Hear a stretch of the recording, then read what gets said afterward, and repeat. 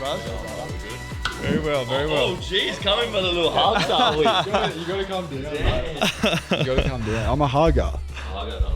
I'm a hugger. I can't just do the one dap up. Really? It's you got need to a bit be of, like bit of love in there as I well. got to feel the love. I need to feel the chest. Yeah. I need to hit the back. You know, need to feel skin on skin type. yeah. If I'm just giving you that, Yeah. like, you know, we're not a brother. Okay. Yeah. I'm sorry, bro. Yeah, We yeah, need to yeah. do that. I heard, yeah. Sorry, We're but not brothers yet. Yeah, we're very- sorry. Okay. How are we? Good, man. I'm good. How we doing? Yeah, good. Very well. good, very good. Yeah. Thanks for coming on. First potty, official. first official pod. Wow. Not sure when it'll get released. Yeah. It'll probably come out as the second pod. It's kind of crazy. It's like a bit of like deja vu, right? Yeah. yeah. Yeah, I wonder why. Sorry. Nah, but so we had what did you think? We had your first Kumi show last week. Nah, yeah, it was awesome. Yeah. Thank you for getting me on that list too. I was I like- rolled up at the door. I was like, fuck, I hope I'm on it. You like the VIP list? Yeah, no, it was good. It was good. You kicking it in the green Yeah, room? it was nice in the green room. Got to relax if you came out in and out. But yeah, it was awesome. It was really good. Feel special. Get the free drinks. Yeah, free drinks. It was just so cool. Like, well, I was just saying to you before, like the coming in and out. Like when we came in, obviously it was pretty early, not that many people there. And then once we sort of were in the green room for a bit, came out packed when you were coming out. It was just really cool. That's amazing. Yeah, no, it is always so strange. We kind of like doing that, just like chilling in the green room, just getting like ready, and it's like an empty crowd, and then when you come out, it's like packed, and you're like, It is funny because like shit, I gotta get ready. Yeah. yeah, it feels like you're kicking it with the fellas, like you're at someone's crib, and then it's like all of a sudden you just transport into a different realm of like the crowd and stuff. I did like having that space on the side though, just to like bust a few moves and not be a HR issue and elbow people. So that was comforting. L special. Yeah. I gotta. Yeah, it's dangerous out there. But talk to us. talk to us about the event. So that's you're doing. Obviously, started the pop ups. You and Jamo. That was. I think it was like the third or fourth one I'd been to. But yeah, talk to us a bit about that. I mean, personally, my favorite was the one under the bridge. Yeah. So yeah, talk to us. How did that start? How did you link with Jamo? Yeah. Well, basically, I'm trying to get used to this, but yeah, I went to a Fred again concert at Rod Laver, and yeah, just how he was so connected with the crowd for a sellout show was just eye-opening to see. And me and Jamo have been feeling that for a while, where we're just like, okay, how can we before going to that concert was how can we be more connected with the people that follow our music? We felt like that bit was missing from our music. Like we knew when people were listening to our music, they were loving it. And when we were up on stage, they felt connected, but there was just something there that was it was a missing link to it. And then, yeah, so basically how it started was I got invited to go to the Fred Again concert, got put on the guest list. Flex, anyway. How'd that come up? How'd that happen? Well, yeah, basically Charlie was doing the video for Joy Anonymous. Yeah. And he brought my name up in the green room with them, showed my music, and they loved it, which is like crazy. And then they put me on the guest list, which was like so strange to get that email being like, hey, you've been put on. So take it though. We'll take it for sure. Yeah. So I was just going by myself the next day, and then I found out a few of my friends were going. So I linked up with them. And it was just such a beautiful, beautiful show, like literally sold out show, but just felt so raw and transparent. And that's everything that I stand for. And I was like, wow, this is like, how can we do this? And then next day I called up Jamo and I was like, how's your weekend, bro? And he was like, yeah, I went to Fred again last night. I was like, what? Like I was there. That's crazy. And then, yeah, we just spoke about how it made us feel, that show. And the one thing that we both agreed on was how connected we felt to him, but didn't feel like we were at Rod Laver. It just felt like it was just me and Fred jamming out together. You got your money's worth. Yeah, 100%. Or you got your free ticket worth. Yeah, free ticket worth, yeah. Which is actually pretty cool. little thing. If you get put on the guest list for Fred again, you still pay $20, but it goes to charity. Oh, which is really cool. That's cool. How cool is that? Cool. So you know, it's like you're not paying $100, $150 to go there, but you're still paying $20 and it goes to charity, which I just thought was that bloke thinks of everything. Yeah, I'm like, that's such a cool thing, you know. But yeah, and then we just spoke about it and we're like, all right, how can we do this? And we're like, well, why don't we just start doing let's do a free show. And as we were saying that, one of our friends messaged us saying that they had a going away party and for that weekend, and we were just like, all right, let's lock it in. And we did it out on the pier in St Kilda, and that was the first pop-up show. There was only like 20 people there, and it was such a beautiful moment because it was these 20 people that we didn't really know. Like, I didn't know any of them. I only knew the girl that was going away and all of her friends. And it was the first time me and Jamo have gone back to back, actually. That's the first time we've ever played with each other properly. And then... but you knew each other before. Yeah, we knew each other really well, but we've never thought of going back to back. And then we were like, all right. And it was just so beautiful because we're on the pier and people like on their bikes were swinging past, came in. There's one guy came in, dapped us up, boogied for an hour, got some random beer, had the beer and then went off. And I was like, that's what life's about, you know? And it really was an eye opener. And we played a show after and I just remember going to Jammo going, we're going to do more of these. And it was like 110%. It just brought that love back for music and you know, another thing is like when you get to a level where you have like a team behind you with like doing shows and all that sort of stuff, this felt like this was our thing and we could just we could do whatever we want with it and we could just bring it back to how it started. Because why I think me and Jammo have got along so well is we first started DJing like house parties. Like I was doing house parties, Jammo was doing house parties, and it kind of felt like these pop-ups were like a glorified house party. Where were these house parties? Oh, I used to DJ a lot on the peninsula in the house parties, but I never the Ninja. But I never did them with Jammo. I didn't know Jammo. And that's how I learned how to DJ. And it was like this cool vibe of being like, okay, at the start of doing these pop-ups, not many people knew who we were. And so you were like at a house party, like, okay, how can I like mold the crowd and like get everyone to be having a great time like a house party rather than going to a nightclub where they're coming to see Kumi. It was like this time of like, okay, this is when we can like get really experimental and like try out different things. And it was so beautiful. And then we just were like, all right, we're going to do it again. And we just kept doing them, kept growing. And then the tunnel one happened.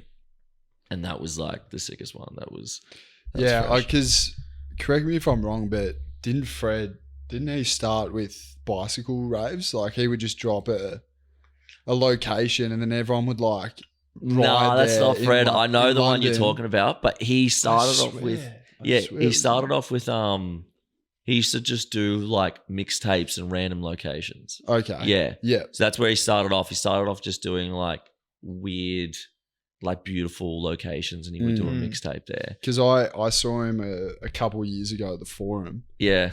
And then I reckon 4 days later I saw him at Laneway Festival. Yeah. And it was just like the sun was setting, and I just remember, I felt very connected. Yeah. That's for sure. Yeah, he's very good at just making sure that like he hits the soul. I think that like another thing with him and everything that I like look up to and what I want, Kumi to be is like, I feel like people have this misconception of DJs being like, they're this like person, and they're like this like star. The stereotype. Stereotypical star up on stage sort of thing, where I'm like, I'm not that. Like, I want you to feel like you're at a house party. Yeah. And it's like one of your friends are up on stage and you just feel just grounded and connected. Like, I don't want it to be like it's this stardom effect. I want it to be like, oh look, Kumi's up, like let's go dap him up. You know what I mean? And even when we did the Howler show and the industrial show, like the best part is like, I hate the idea of like there being a stage, you know, and like these things. And so I really like being able to like get down into the crowd and being, I ran in. You literally ran in. Yeah. And you were in the trenches there for like a good 5 minutes. And then you had the speaker and you're like, I'm here. And it was like a bit of Did you know that I was in the crowd? Yeah, but I was also like, wait, where is he? Like I felt like he was gonna like pop up like a jump scare, and then all of a sudden you were like right there, like rapping to Rasta, and it was like, no, it was definitely a moment. I was proud, but So with that like the show you did under the bridge, like talk a bit more about that. Like that was obviously pretty big, and you were saying that was sort of like the turning point with you and Jamo, I believe. So just talk a bit about that show. Yeah, I feel like that was the first time where before that we were doing like, it was so cute. Like I was actually with Jamo the other week and we were just speaking about like the progress and stuff and everything that's been happening. And we used to do these like little videos before the Bridge Rave one where we would do like 50 tickets and they would be free, and you know, we'd put them up and we'd video ourselves and see the tickets would be sold out in like 5 minutes or something like this. And you see me and Jamo like jumping up and down being like, yeah, we made it. Wait, back it up. This was a fake video of you guys selling out. No, this is real. This is real. This is the reaction of us. Actually doing seeing it. I thought you were manifesting it. No. This was like us doing that. And then we did the Bridge Rave one, and I think we only sent it out to like 70 or 80 people. And this is before anything. I mean, I don't know how many people were there. Maybe like 200, 300, 200, 150? 150? Like at its max, at its I just remember, tops. I just remember pulling up and... Oh, well, I went on a date that night and I wasn't going to come. Shocker. Actually, that is a side Shocker. story. I wasn't going to come. How's this? I'm going to out him out right now. How's this for a friend? No. Oh, yeah. Give me a spell. I'm being supportive. Give me a spell. Oh, yeah. All right, he goes to me. I've got the Industric show, the biggest show we've done yet, right? What? I saw you the day before? Was it the day before or on the day? No, it was like 3 days before. 3 days before. It was on a Wednesday. I was like, what are you doing this weekend? And he's like, I've got Pete, which is one of our friends. Shout out to Petey though. Shout out to Pete. If you're watching this, Petey, which I know you are, shout out to you. Pete. We love you, Pete. I'm gonna know this because he respects you more than me, because he goes. That's true. He goes, I've got Pete's on the weekend. And I was like, I've actually got my show on the Friday. Like, do you want to pop down? Like, you know, it'd be sick. He goes, nah, bro. Like, I've got Pete's on the Saturday, and I was like. Brother Al has just gone, fuck you, Coombs. You're not getting a slice of Al. My thought process was Brother Petey's was around the corner from mine, and then yours was in Coburg. So I was thinking about travel and stuff like that. I get it. But anyway, you came through, which is I came through. Which is good. But no, back to the just outing him out on his own podcast. That's all right. I'm sorry about that, but we came through in the end. So no, it was good. It was good. I'm only fucking. But that bridge one. I remember I was on a date, and I was like, I'm not gonna come.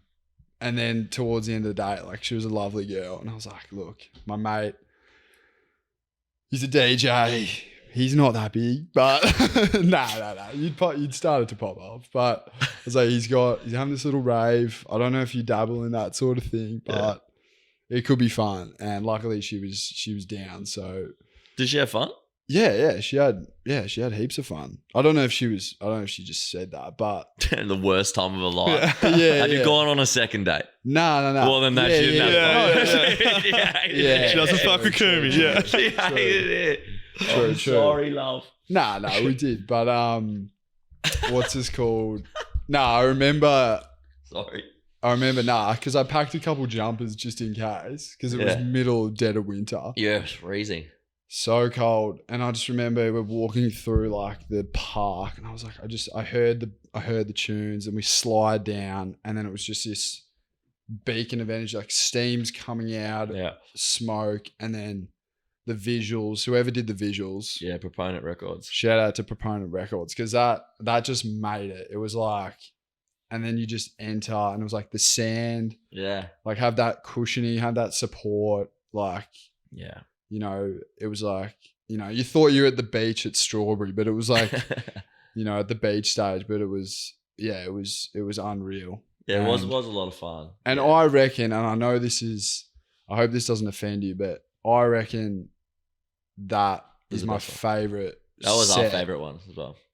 That you've put together, just in terms of like the music you played, like there was the right balance of like turning it up and then like turning it down, and like you worked that crowd like I've never seen you work the crowd. Yeah, you know? that was literally. There wasn't crazy. One moment where I was like, I could take a break right now. It was like when I needed water, or because I was completely sober as well. It's the first time I was completely dead sober as well. It was the first, because I wasn't drinking at the time. So yeah, and I just remember like, I could definitely have a drink, but I was having that much fun, and I was completely dead sober. Yeah. And every time I thought, I'll go to the park and have a drink at the tap, it was just like you just turn up the heat and start cooking even more. I was like, I can't leave. You know, I got a good workout that night. Yeah, that's good. Yeah, that was probably one of the most fun we've had at the pop-ups, because it just felt so transparent and so real, and just like we didn't know who was going to be there. We didn't know who was going to rock up. And, you know, it was just such a electrifying, I swear, like energy. It was cooked. Now that I think of it, there was a mum there, or a dad. No, there was a mum. A mum? There was a mum. There was someone there that was like 45. And I was like, okay. Like, I love that. I just remember looking at it, I was like, is someone's mum here? And then like she was vibing, getting down. I was like, that is brilliant. Yeah, that's great. That's so good. Yeah, you just never know. You don't know who listens to the music or gets down with it. So that's so good. But yeah, that was a fun event. And we really want to do another one, but like as you were saying, the original question was the turning point. I think was that when you knew like, hey, this can be a thing? Like, actually, so yeah, I'll actually tell the story what happened. So we did that show. And then it was the last going away party, because I was going to go on tour in Europe. And so we were like, all right, we're going to do this doof. It's going to be the last one for a month. Yeah. Because I was going away to Europe. And then we called it Until We Meet Again. That was the party, because it was going to be Until We Meet Again. Yeah. Right? Yeah.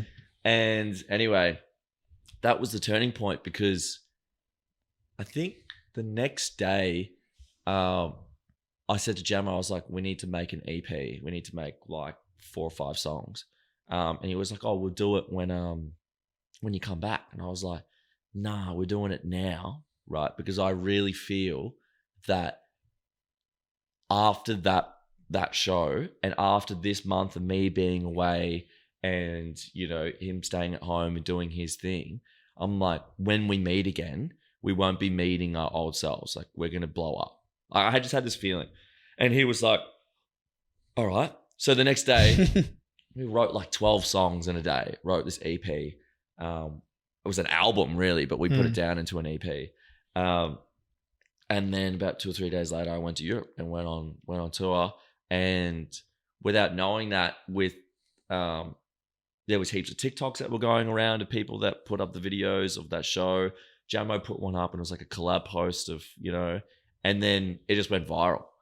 And I think everyone just started realizing, especially in Melbourne and online, that like we were doing something that was different and unique, but also something so like familiar. And I think that was the thing. It was just, we were putting our twist on it. And I remember it was just like, we were getting a little bit bigger. And I said to Jamo, and I think it was like 3 days before I went, I was like, something's about to happen and it's going to go. And then we posted that video of us on Instagram. And on the flight back, from Europe, I remember starting off with like a few followers, and then I landed in Singapore and I had like 30 missed phone calls. And it was at the right time. And I literally landed and I got a phone call from Jamo, and I was like, what the fuck's going on here? And then I got in the airport. Jamo rings me and he goes, look at your phone. And I look at my phone and it's just like completely blown up. And he was like, dude, you're right. Like, it happened. Like, literally tomorrow, like, we're different people. Like, it's something completely different. You manifested it. We manifested it, and it was like, yeah, until we meet again. And then I met up with Jamo, and I was like, that was the moment when we realized, okay, like this is something. This is the thing. This is the thing. And we've always believed in ourselves, but it was just like to see that. To see now the people actually understanding it was like, oh, this is sick. And with these pop-ups that you were doing, quick toilet break. Like these pop-ups that you were doing, obviously you done how many, like 3 or 4 like what was, around 5 now. Yeah. So what, like, are you looking to sort of continue doing those? Sort of what's what's the plan with sort of that? Yeah, basically the plan is like, look, now me and Jamo, the thing is that we're in a bit of a place at the moment because we love doing these intimate shows and we love doing these like illegal raves. But like the safety is like our number one priority. And I feel like everyone's been really understanding of that, which is so nice because we were so petrified of doing a show in like, we did one at Howell and we did one in Industrial, and we were so scared to see what the public was going to say because we understand we want more tunnel raves, but we need to figure out on our end how we can do it with it being safe. So I think the next stage is just like, we just want to do bigger shows, and we're gonna try and maybe go on tour, and take it around Australia, and then sorry, it's loud, the loudest piss come up. I don't know if you can hear that, but that's a pretty loud piss. Holy shit. No backboard. No, nothing. He's gone straight for it. Damn. But yeah, so hopefully do that. But then I really want to bring it back to just doing like really intimate, like 50 people parties of like how we first started it, like doing it at the Art Gallery and doing it at these places where it's just like so intimate, and just bring it back to how it used to be while still doing big shows as well. So I think like the next stage in the next couple of months is play some really big shows, but also bringing it back. Keep the love. Keep it back to, how it started. Yeah, cool. And we were also touching on it when I talked to you last week at the show, but just that, like the social media side of stuff. I know you posted a video of you doing a DJ set in the car and, getting people's reactions to that kind of thing. So, is that an element of, I guess yourself that you're sort of going to push more into? Or? Yeah, 100%. I think like now is finally the time where people are starting to understand who I am as a person, and definitely up on stage and social media wise now. And like, I want to really push more of sort of my lifestyle and making it fun, and doing more stuff like this, like I've done a few podcasts before, and now just showing more of like what's behind, getting sort of the whole picture. Because, I really wanted to be, and as we were saying before, like, the one side of the shows was I felt very disconnected, to the crowd. And now I want it to be, I want no disconnection. I just want everyone to know who I am. Yeah. If I'm having a shit day or a good day or whatever, I just want it to just be like this personality that's DJing, making okay music, and all right bloke, I guess. Yeah. Yeah. So with like obviously doing, lots of shows now and sort of coming up. Yeah. What like, obviously, the lifestyle is very different to most other, jobs and that kind of thing. How has that been, like the balance of that, like the health wise, sleep wise, Yeah. Well, we were speaking about this earlier, but I was speaking to Al at the start of this year because I had a full-time job, and I wasn't really worried about like, making the money of that side. I don't really care about that, but it was more of like the balance of my life.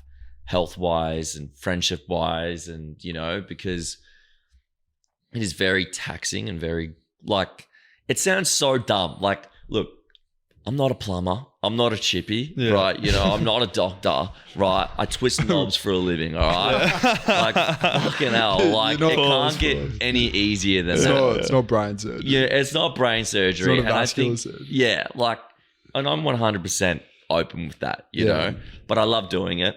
And I think, like, the hardest thing at the moment, and this is like, I was writing my goals for the 1 year, 3 year, and 5 year the other day. And the top one priority was health. Yeah. And I want to share that with everyone as well, because at the moment, look at me, I'm not Arnold Schwarzenegger. 100%. So 100. Yeah. I'm not Arnold Schwarzenegger. Yeah, you know what I mean? But like, I think it's time to. Well, the rig's a little dust. Yeah, the rig's real dust, That's right. But I think it's time to. Like, I'm still trying to figure out how to balance. And I think that's the toughest thing in this industry, because you can never sort of switch off. It's always something. There's always social media wise, and there's always an email there, or, you've got a show or something. And these are all like small things, like in the grand scheme of life. I totally understand that. But when you put them all together, you don't have time to be like, let me just take a break. Yeah. And I think that's the most important part of this, and for other DJs out there, is the ones that are the most successful are the ones that have cracked that and figured that out. Yeah. And I'm still trying to learn that. Yeah. Because if I jump on Messenger, I know for damn sure you're going to be active, and your green thing comes up. So it's like, I don't know when this brother gets his Z's, but he's certainly grinding, because you've got to be up and you got to be on it, especially when you're coming up. Yeah, it's just like, you just gotta like, and that's the really weird thing about this. It's like, it's not like how it used to be with music, where you just used to just make music, and then you used to get signed by a label, and then they used to do everything. They used to take care of everything. All you needed to worry about was making sure that you're not drunk enough to get on stage and play the show. And you just showed up. And you did thing, and you made your music, and you stuck with your craft. Now it's like, if you're not doing TikTok, you're not on. Yeah. And it's cringe. It's so hard. Like, it's so hard to like not be on, like, if you're not on top of it, it's super tough. And I think like that's the thing at the moment, is just for me to figure out, because don't get me wrong, I love doing all that stuff and like TikTok, and I'm, probably seen some cringe TikToks from me, but that's it. Like, you've got to keep doing them, and you got to keep up with Instagram, and there's so many different factors now that are so different to how it used to be, which make it difficult to keep the balance, because there's always something to do. There's literally always something to do. There's never a time where you could just be like, you know what? I'm sweet. Yeah. And just on the like the social media side of things and the TikTok, because you mentioned, that word cringe.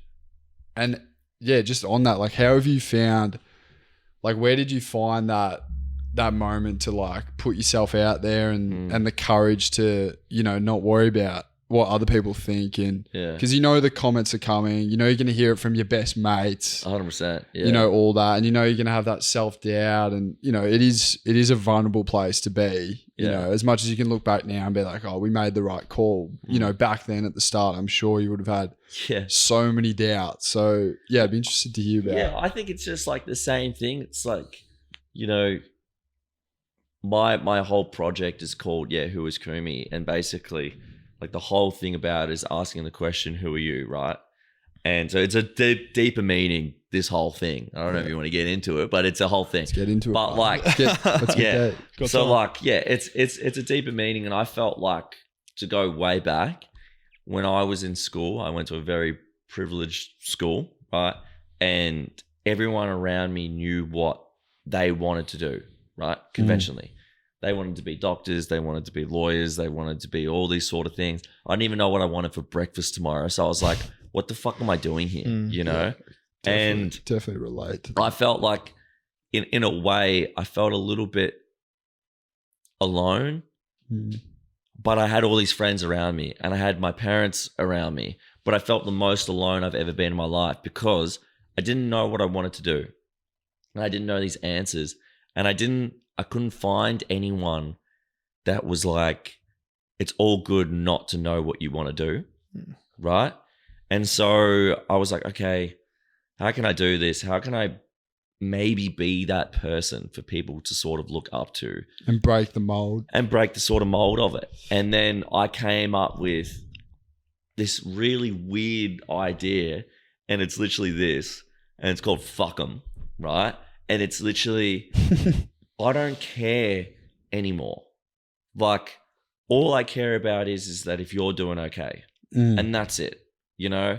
And so for so long, I maybe made over 1,000 songs before I put out my very first song, because I was so scared of what my parents were going to say. You know, my parents said to me that I was going to be an architect. I was like, what do I look like an architect? Nothing wrong with being an architect, but like, I can't draw for shit. Yeah. So why am I going to be a fucking architect, you know? Yeah.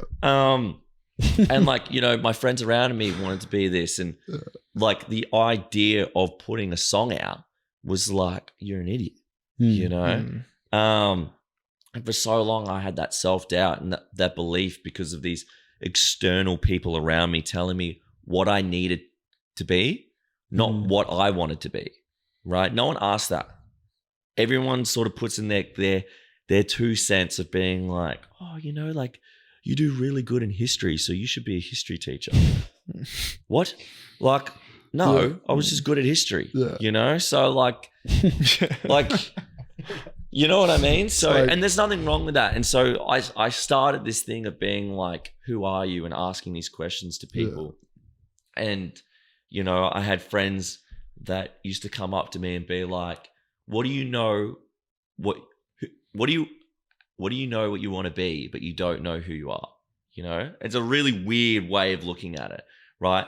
I knew what I wanted to achieve, which is I want to inspire millions of people, right, to be comfortable with themselves and be who they truly want to be. But to get there, I have no idea, you know? And I think people forget about that, you know? They think about like, which is totally understandable. But I had friends that I'm like, you know, growing up, and they wanted to be heart surgeons. And I'm like, look me in the eye and say you want to be a heart surgeon. And 9 times out of 10, they'd be looking at me like this. Yeah, like, I think so. Like, you know, like, yeah, like I really want to be a heart surgeon. But like, if you ask me what I want to do in my life, it was never, I want to be this famous DJ. It goes, I want to help people. And I would look in the eye and tell you that, you know?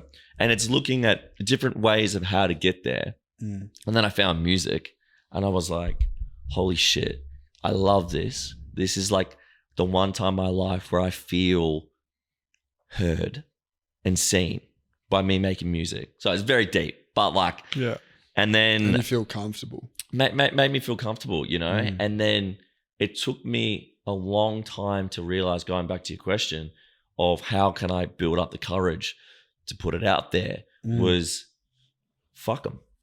Like who cares if, you know, 9 times out of 10 people are not going to like this song. If that one person, which was my younger self, who didn't know who they wanted to be, if they could listen to that song and be like, wait, I want to do this, then that's it. Yeah. That makes it all worth it. That makes all the hate comments worth it. That makes everyone calling the TikToks cringe. That makes it worth it. Someone going that they don't like the songs or they don't like me as a DJ. Fuck them. At least that 12-year-old Kumi, you know, has now someone to be like, actually, I want to do music, or I want to be a heart surgeon. Yeah, I love that. You know what I mean? So that's what like really made it worth it. You're doing it for 12-year-old Kumi. This whole thing, I'm doing it for younger me. Yeah. Do you want to tell the people, by the way, your real name? It's Josh. Yeah. That's why my name's Kumi, because fuck being called Josh. We've broken the conspiracy theories. So many people actually think my real name's Kumi. Yeah, that's hilarious. Do you ever find that tough to like segregate who Josh is and then who Kumi is? Yeah. I love it. I love it because Kumi is everything that I strive to be and want people to be inspired by. And Josh is just me who's going through those same issues. Yeah. You know, and I can just be like the other day, like I was telling you this on Saturday, like grand final and stuff like this. It was like the first time I could like go into a house party, put like the hoodie on and just like, and be Josh. And like be an environment where like, yeah, it was where Kumi would normally be, but I could just be Josh and just hang out with my friends, have a few beers and be stupid, you know, like, which is like so amazing. So I'm glad that I have done a different name and a different thing because that's how I can sort of balance my life is that these issues are Kumi's issues and these issues are Josh's issues. You know? And where did the name, where did it come from? I know I've asked you about this before, but just for the Kumi people. is Japanese. And it also means like eternal time, belief. And it's also a name that's used for boys and girls. So it's like a name of like community. And I've had the same ideology of what I want to do for the world since I could like remember. I've always wanted to do something. I've always done things like I made like an Instagram page called Global Movement because I wanted to do like a movement, like, you know, this is me when I'm like 16. I wanted to do like a movement of what I'm saying right now.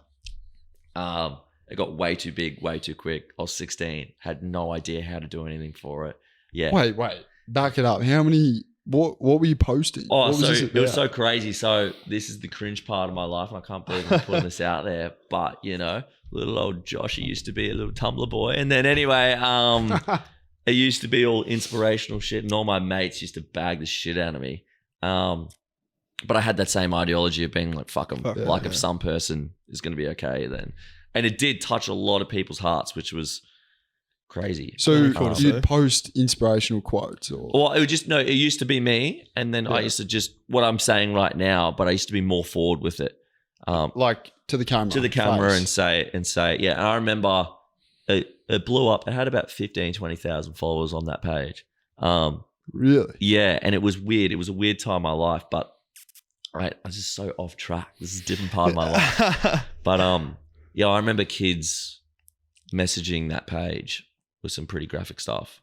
And I remember mums messaging me saying thank you, which was a very, very eye-opening time in my life. And that's what sort of like, especially everything with Kumi, that was like, okay, how can I take this feeling right now, helping these kids out, helping these people out? How can I make sure that I can give this to the whole world? Yeah. And I thought about it. I was like, what's the one thing that I love the most? I love music.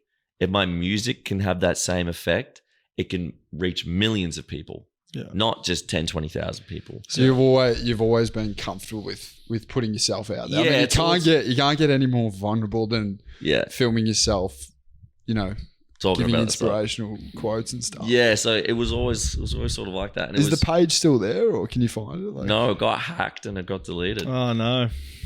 Yeah, classic. Been there, but I thought my life was done, bro. I had like 20,000 followers. I was earning like money from the page.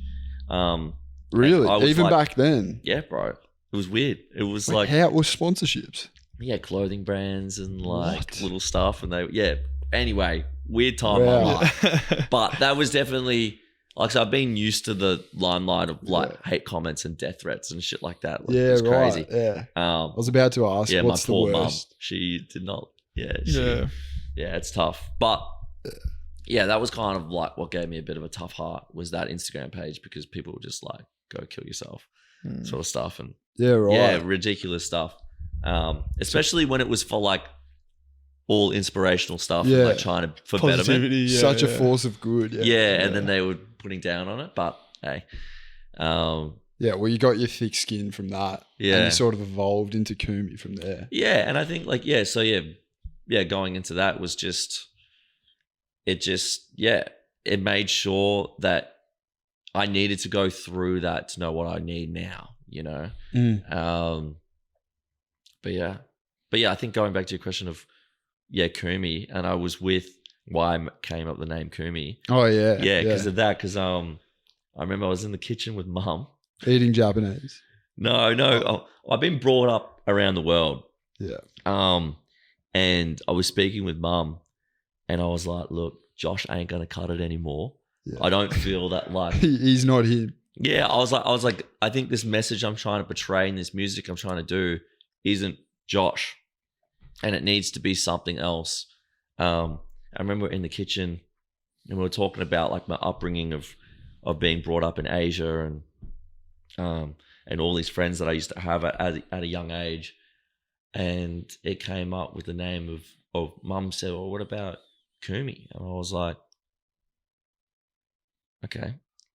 This actually kind of sticks. Might be onto something, Mum. Yeah, I was like, Mumsy, you're onto something. Mumsy coming in. And then we looked up what it meant and everything that it goes for, and it was perfect. It's everything that I strive for and everything that I want to be. And I was like, Kumi it is. Kumi it is. Kumi it is. And that's where it stuck, and it just felt natural, you know?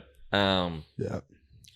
But then also coming out with that, going from a transition of being Josh, and now you change all your social medias to Kumi. Everyone's like, who's Kumi? Who's Kumi? And that's how it started. And that's who is Kumi? That's literally how it started. Yeah, because everyone started asking who's Kumi, and I went, okay, well that's it. It's just let's bring it up of who is Kumi, and then it went into everything of being like, who are you? And that was the question I wanted it to be. So that's it. Yeah.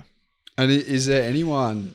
What do you think about the music scene currently? Like in Melbourne, obviously we're pretty renowned for our techno, our house. It's pretty massive. Yeah. But what do you think about the scene? Is there anyone in particular that you look up to, that you see yourself a year, 2 from now? You're like, that's where I want to be.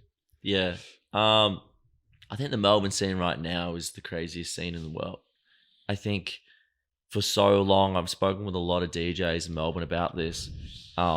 We always used to think that Berlin is like, the electronic hub of music, the Mecca. And it is, But because it is, I think we've had to work so much harder to make music as good as Berlin. To get out there. To afford the flight. Exactly. But now there's such good music coming out of Berlin, out of Berlin and Melbourne, right? That when I went over to Berlin, all the DJs over there knew all of us.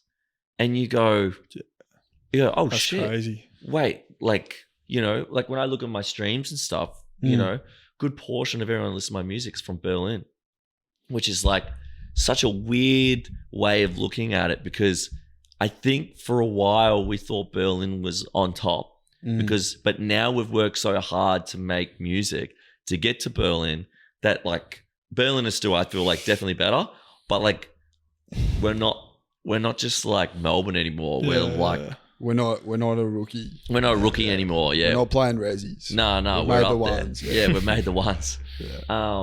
Which is pretty cool. And what I remember you saying you were kicking it with some Irish boys in Amsterdam, and then before you know it, you find out you're massive in Ireland, and then you're playing in a church or a castle or something. Like tell the people about that, because that's a great story. That was 2 years ago. I went to Europe, and I went with Angus, best mate, and we were in Amsterdam. We were at this club, and it was just like not it. I'm gonna be honest, like such a sick club, but everyone in there, we stood out like a sore thumb. Like we're these 2 Aussie guys. Yeah. Everyone's in their fishnets. Angus is in his his jeans, and I'm like, look, brother, his sweater and stuff, and his fake Gucci shoes, and we're like, look, mate, we don't fit in here. And then I remember we were like, all right, let's leave. And as I'm leaving, this Irish guy goes to me and goes, I fucking love your jacket. And I'm like, what? And he's like, yes, like, let's party. And I'm like, huh? And then he's like, come on, let's go. And I'm like, all right. And I just looked at Angus. I'm like, I guess we're just going to have a beer with these guys. We know Wern was down. Yeah. And then we go back, and anyway, I'm chatting with them, and I'm like, they're like, what are you doing? And I'm like, at this stage, I still had a full-time job. Like, I'm just DJing on the side. And I'm like, full-time job, but I DJ a bit. Oh, cool. Like, what's your name? I'm like, oh, Kumi. And they're like, hang on a bit. That rings a bell. I was like, all right. And we like go, we get a drink. And then one of them comes up and he goes, get fucked. And I'm like, what? He goes, is this you? And just shows me my SoundCloud, my Instagram. He's all following me. And he's like, dude, like, I'm such a big fan, bro. And I'm like, whoa. This was like this is not happening, right? Yeah, this was weird. Like, and then anyway, we just had a bender. And then turns out these guys up the shed residents, that's what they're called, in Dublin. And they were like, what are you doing next week? And I'm like, well, you're not going to believe it. We're going to Dublin. Like, we've got it booked in. And he's like, fuck your accommodation off. You come and staying with us. And we stayed in Dublin with these guys who run some of the biggest events in Dublin, right? I didn't even know about it, right?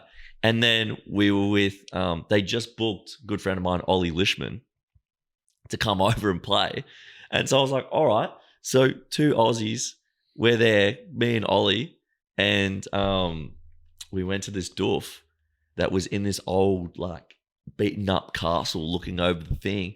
And we went up there and hopped on the decks and fucking cooked into it. It was so much fun. And yeah, and then those same boys, they booked me this year for Dublin, which was so much fun. It was good hanging out with the boys. And you saw the sun come up that night, or? Yeah, we saw the sun come up that night, and that was stunning. That was and a lot of fun. And talk to us about this year, because I just remember looking at the photos and the videos and your first. I mean, was it your first festival or? Yeah, that was the first. Hochi Barney or Hochi Benny or something?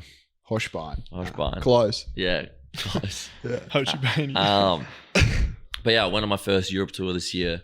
And that was like the most craziest experience of my life. Like, yeah, cooked. I can't even put it into words. It must be crazy to meet people over there who know you. Like that must be weird. It's definitely strange because especially like if you're still working a full-time job, and then this year obviously you weren't, but still like just coming up, just starting out, and you see that. Yeah, exactly. It is definitely a weird thing going overseas. And I think that was one of the moments where I was like, oh, whoa, this actually has something to it, because I'm in Dublin right now and this person's getting a photo with me, and I'm like, I'm from Melbourne. Like this is weird. But yeah, so I'll tell you the funny story with the Hoshbine festival. So I got reached out by them over email because they wanted to use my song Love Town in a after movie for their last festival, right? And I was like, yeah, bung it, like have it. And they were like, oh, do we need to pay you? And I was like, nah, just use the video, just use the song. And I just said, whenever I'm over in Europe, get me on, and that's my payment sort of vibe, And they were like, yeah, we've been thinking about putting you on for a while. Let's try and make this happen. And anyway, this Instagram page has maybe like 2,000 followers. The stage looks sick, but it looks like, I thought the festival was 1,000 people. They didn't tell me anything else, right? So I'm my photographer. We fly over and we rock up the airport. Then we get picked up by this girl and we're driving down there. And I said to Charlie, I'm like, look, it's going to either go 2 ways. Because we were staying for the whole festival. We're like, we weren't just going to go in, play a show and leave. I was like, let's just have a fun run. Let's just, why not? Like, when are we going to be able to go to a festival in Germany again, And I'm playing it, And I was like, it's going to either go 2 ways. It's either going to be absolutely dog shit, right? Or it's going to be one of the craziest things that we've ever done in our life. Because they told us nothing. Like, I'm telling you, like, they were like, this is your set time. This is the day. This is when we're picking you up. We've got your accommodation. That's it. So I don't even know if it was a real thing, right? So you're walking in blind. This is how people get trafficked. Yeah, literally. No, dude. This is how people get trafficked. Literally, dude, it was actually fucked because No, so we get in this van, right? And I'm like, bad start. I'm like, They put the bags over our head. Yeah, I'm looking at Charlie going, oh god, yeah. They blindfold me. They're like, surprise. This is how we go, brother. Yeah. Yeah, and we're like asking her questions, and it's like a 4-hour drive. I'm like, fuck me, like we're in the sticks. I'm asking this girl, she doesn't speak much English, she's German. I'm like, so is this like a big festival? And she's like, yeah, pretty big. And I'm like, okay. Doesn't give you a lot. Like, is that 1,000 people? Yeah. Like, is this a doof? Like, what is this? Yeah. And then we're getting closer, and it was actually fucking hilarious. She just starts like going like, so out of pocket, but she's like, we're getting up there. It's like 30 minutes. She goes, I have sex there. I have sex there. And she starts like going on about how many times she's had sex in different spots around this fucking place. And I'm looking at Charlie going like, oh my God, we have been trafficked. Like we're fucked. Yeah. Like, I've been dead set. Like I know you said it's a joke before, but this is actually legit. Like, oh my God. Like, oh, we shouldn't joke about that. I'm like, no, I know, but I'm like, oh my God. Like, I don't know where I am. Yeah. I'm in this. Wait, van. are you driving through fields or like a village? Fields, Okay. fields. Like we haven't even seen civilization in the past 2 hours. And she's just pointing out bushes. She's pointing out And this trees. is where I've, and I was like, what the fuck? Like, okay. And then we rock up, it opens up, and it's an abandoned airport is where this festival is. So think of like From the war. From the war, bro. Damn. Yeah. So this is where It's the Luftwaffe HQ. Luftwaffe's still there. No, so yeah, this was one of the runways of where they used to get all their supplies from, which is crazy. Anyway, so this What's his name, Gary? so this runway. So imagine an airport runway, just a festival on it, the whole way down, right? And I'm driving past this thing, looking at Charlie, going, "Wait, this isn't 1,000 people. Like this is massive." Yeah. Rock up, we get our accreditation. They bring another van to the front of the thing. We get in there, and I don't know anything, right? And I'm like to the main promoter. He goes, "How you going?" I'm like, "Yeah, good." I'm like, "What the fuck's going on?" And then he goes, "Are you ready to headline tomorrow night?" And I'm like, "Huh? What do you mean headline?" He's like, Wait, what? Oh, I thought you were off to like a rogue stage at the festival. "Nah." I got put on. So there was the main stage, which is like the commercial stage, right? And then I was put on Hotchibine, which is the main electronic stage for the festival. It's the main stage, right? And we're going through this abandoned airport field, and I'm seeing thousands of people. And I'm like, this guy. This ain't a small bush, dude. Yeah, I was like to him, "How many people are here?" He's like, 30 to 35,000 people. And I'm like,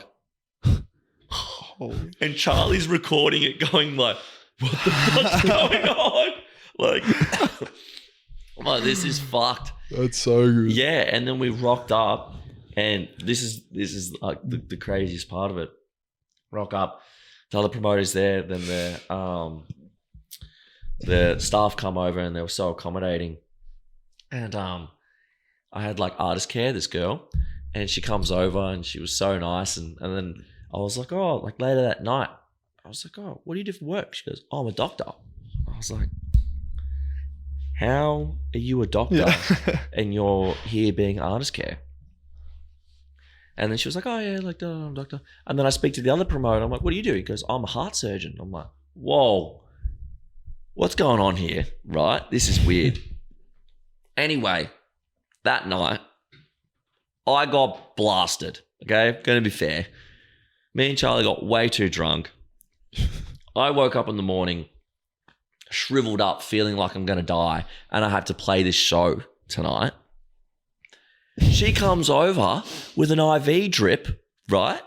An IV drip. I swear to God, she comes over with an IV drip, all these pills, and I'm like, what the fuck are you doing? Right? Because I'm shriveled up in the backstage couch, like dying. And she's just come out like Mother Teresa.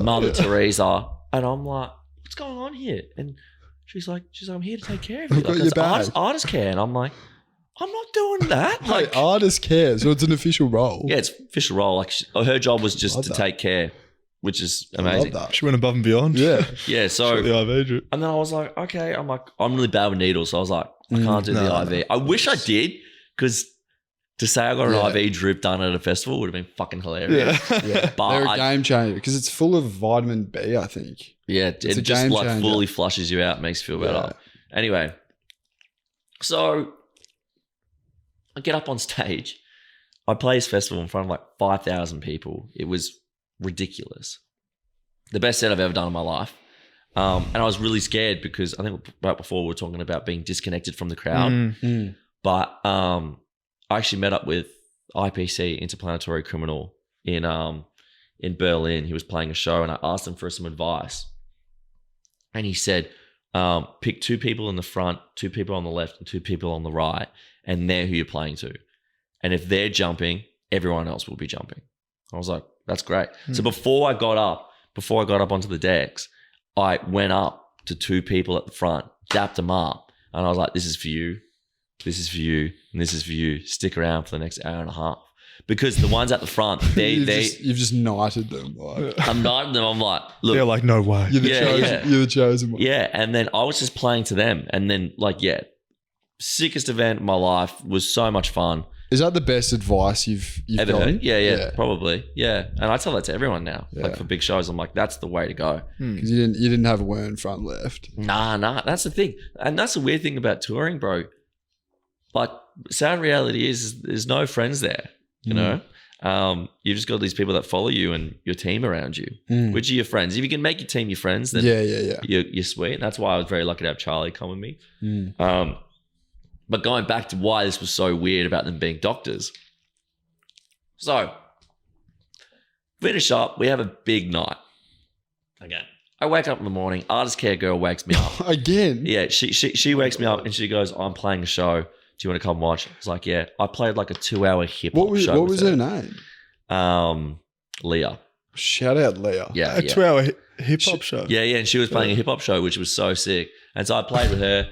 And then anyway, I go to her, what's going on here? Because something's not adding up.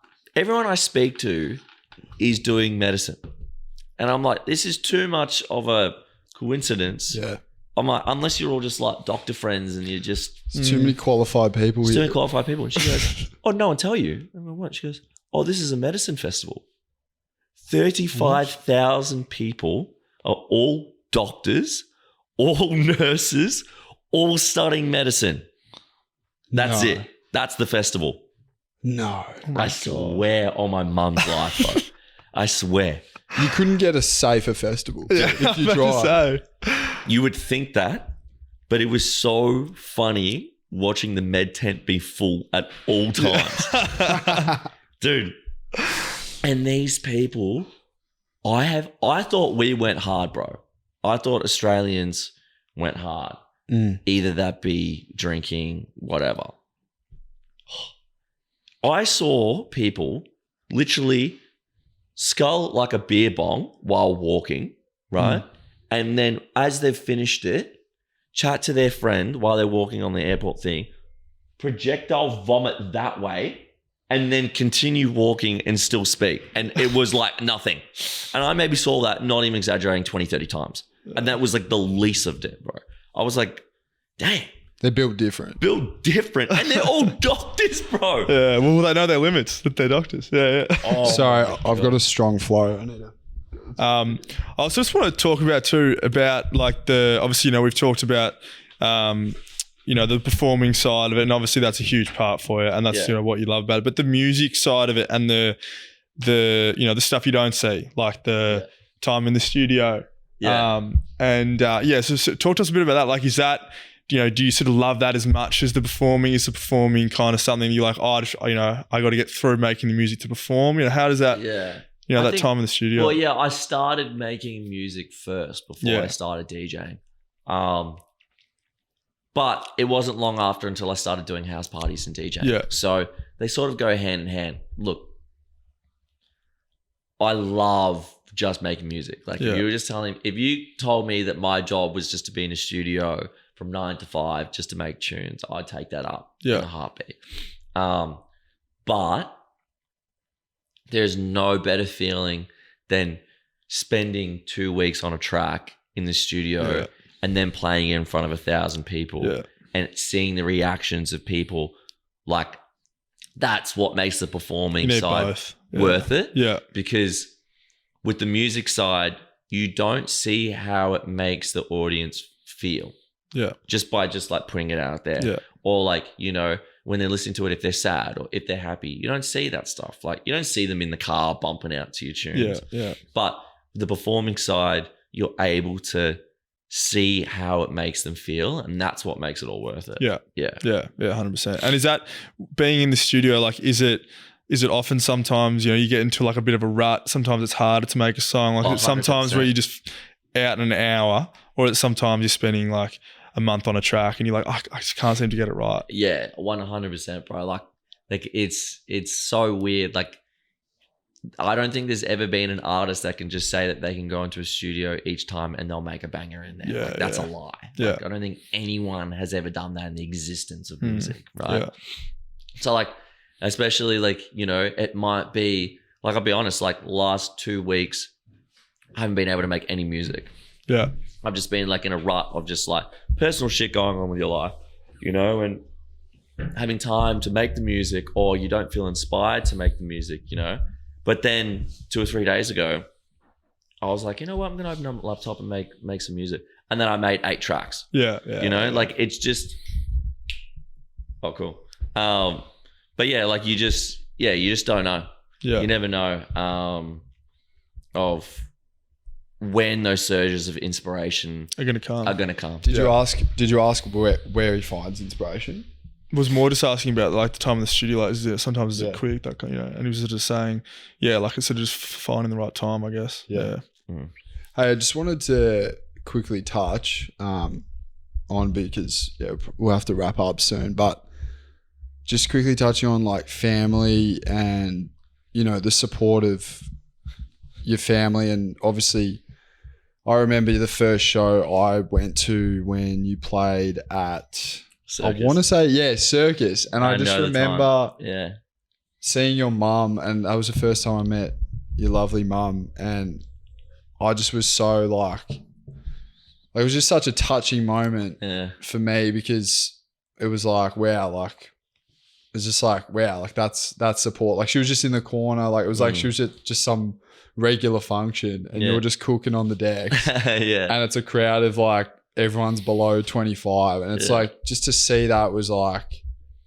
wow, like that's what like families, you know, that's what families for. And you know, you can tell like she was like, you know, that ride or die sort of energy. So just wanted to touch on that, like family and support. Got to give it up to the family, you know, like and I'm very open about this, and my mum knows this. Like when I first started off wanting to be a DJ, mum was the first one, and dad, you know, they were like, that's not happening. You know, you're going to end up like a drug addict, you know, and it's like, it's totally fair enough, because you have this like stereotypical people out there doing those things. And that is still happening in the industry right now. And, you know, it would have been tough for them hearing that their son didn't want to be a doctor, or didn't want to be an architect, or didn't want to do these things. And I was like, fuck that. He wants to DJ. I want to DJ, you know, like, and to prove that to them, bro, it didn't happen. Sorry, but is that pretty ironic that you end up halfway across the world DJing to 5,000 doctors? Yeah. Well, that talk about a full circle moment. Yeah, literally. So like, and it support is a huge thing. And I think one of the main things is, and you know, my mum knows this, is that, you know, she actually apologized to me for the earlier years because she didn't believe in me in that part, you know, because she didn't understand it. She didn't get it. And that's not her fault. That's just the way that she's been brought up. Yeah, it's a generational thing. It's a generational my parents thing. Are the same. Yeah. Exactly. And she didn't get it. But I said to her, I was like, Mum, like, you don't understand. it's as weird as this sounds, I wouldn't change it for you to be supportive back then, because I wouldn't be where I am today. Yeah. Because of her going, no, you can't do this. Fueled me to be like, fuck you. And then show. You're like I'm going to show you that I'm not going to end up a drug addict DJ. I'm going to be this DJ that actually has a mission and wants to do something positive with this world. And yeah, that was a very emotional day when she came and said that to me, because that's awesome. Since that day, and that would have been, about 2 or 3 years ago. Yeah, I was going to say pretty recent. Yeah, it's pretty recent where she finally understood what this means. And then ever since that day, she's the number one supporter and fan, awesome. you know, which is amazing to see. Like, because now she understands it. Yeah. And sorry, I was just going to say also, you don't have to go into it too much, but just also on Dad, because I know you recently just got back from New Zealand and you hadn't seen your dad for, quite a while. So just, if you want to touch on that a bit. Yeah, it's tough. That's like, these things that like people sometimes will forget, is that at the end of the day, it might be, a famous person or famous DJ, but they're just a person at the end of it. And that was some very sad news. I had to go with my dad, but he's always been there for me. And it's one of those things that, like, as I said, like, fuels, and that being one of them, being like what he's going through at the moment, has fueled me to be like, all right, we need to make this happen. And we need to, make my dreams come true so that his dream can still be there. Yeah, cool. Sorry, I keep cutting you off. No, you go. I was just going to say, because you grew up in New Zealand for a little bit of time. Yeah. So if you want to touch on that a bit. I've been brought up in different places all around the world. Yeah. So I've kind of just been like multicultural in the way of meeting different cultures. Do you reckon that's helped with your just perspective and understanding and giving you sort of the courage to 100% to not be trapped and conformed by this bubble that we live in? 110%, bro. Like, this was one of the things for me when I was growing up. I didn't really understand. Fuck, this is going really deep, but I didn't really understand the forms of, sometimes with racism and sort of stuff like this, because ever since I, got up to the age of like 8, all my best friends were Indian or Chinese. I didn't have Australian friends. I was brought up in Malaysia. I was brought up in China. And I didn't see these things. So it definitely played a huge part in my life and in understanding people. And it was only until I came to Australia that I started realizing these things and going, well, this is fucked. Yeah. There's other white kids. Yeah. I'm sorry. Fuck the white kids. So anyway, but definitely, opened my eyes, especially. And it's definitely one of the factors of why I'm doing this as well, is of how I've been brought up with different cultures, which is a beautiful thing, I guess. Yeah. That's awesome. No, I just wanted to touch on a bit about what you were saying before about, sometimes getting into a rut and then, finding time to sort of, make the music and sort of comes to you. What are sort of some things that you sort of do, like, I don't know, during your week to sort of keep your head in the right spot, maybe just, we were talking about golf and stuff before, but sort of those types of things. Yeah, I think like a big thing is I watched an interview and about writer's block, right? And another thing is, for any musicians out there listening, is like, if you can't make a song that day, get ready for the next day. Yeah. And I've kind of put that into my life of just normally, like, if I'm having a shit day today, well, then let's get prepared to have a good day tomorrow. Let's reset. Let's reset so that, like, get off the couch, have a shower, have a shave, put some new clothes on, do the washing so that tomorrow can be a great day. Yeah. So it's just, and that's kind of just gone through my whole life right now, is music side and personal side is get ready for the next day. Yeah, and that sort of leads nicely to what I was going to ask next. And this is honestly a big reason why, Bill wanted to start Old Sport and this podcast, is to give, you know, mental health, men's mental health, but I think mental health for everyone. Yeah. You know, that underlying promotion of mental health. It's a big reason why we started this. So just, if you want to sort of give us an insight, what do you do personally to look after your mental health and make sure that, you know, you don't spiral? Yeah. What are things you do that... That's a touchy subject at the moment, to be fair, being transparent, because it's been the past couple months have been probably the hardest months in my life, being fair. Being like with the ups of music at the moment, which has been everything that I've ever dreamed and asked for. And then having news about my family and my own music stuff and my health and sort of stuff like this has been very, you know, my own relationships and stuff like that, has been very difficult, I will be fair. And, you know, I'm always the type of person to be like about mental health. And I think the one thing that I've really realized is that I'm so glad to have such a good support network around me, because if I didn't have that, I don't know how I would be right now.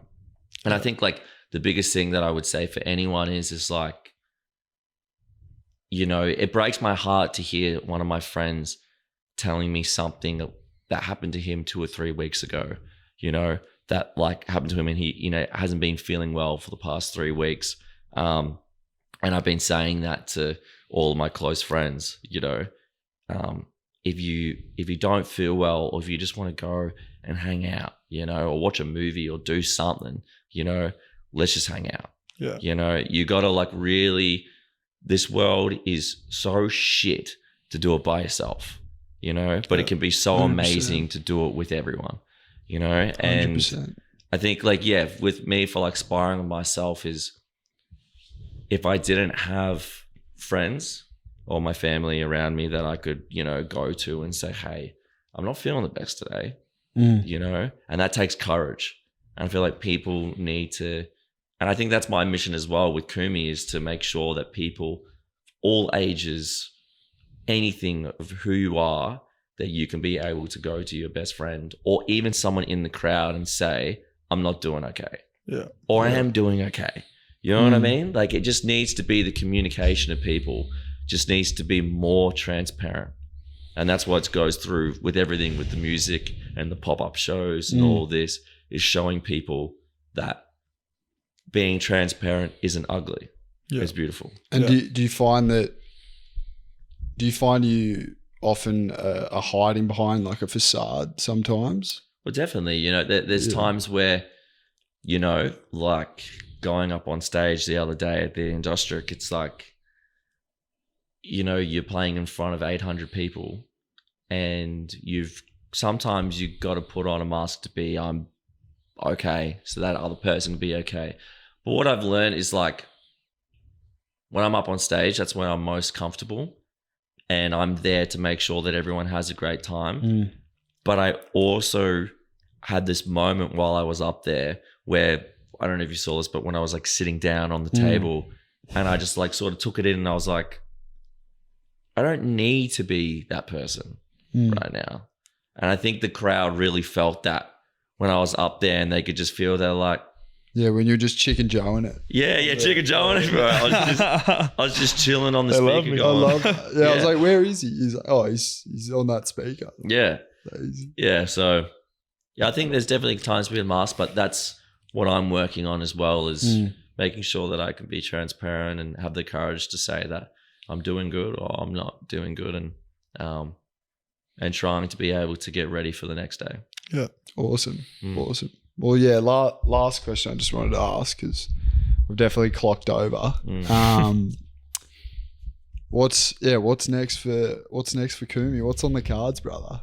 I mean, we know we've got more pop-up shows, surely. Yeah, I think, you know, the next thing is going around Australia and taking these shows around there and doing more shows, pop-up shows around Australia, more releases. I don't know when this is getting released, but, you know, got a song coming out next month, and then just keeping the releases going, and then next year doing another Europe tour and just trying to trying to keep moving forward and also wanting to do more of like the personality stuff in YouTube and all that sort of stuff. So that's probably the next step. Yeah. So big summer ahead. Very exciting. Big summer ahead. I'm so keen. It's gonna be fresh.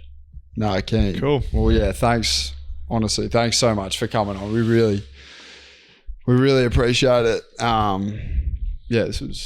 love this. It was good. This was a great chat. I felt like I knew you before, but now I feel like I really know you, brother. I know you're on another level. So we appreciate your support and can't wait to watch out for him. Can't wait to boogie soon. Cool. Love you, brother. Good stuff. That was brilliant. I love that. Good stuff. Good chat, man. Thank you. That was really good.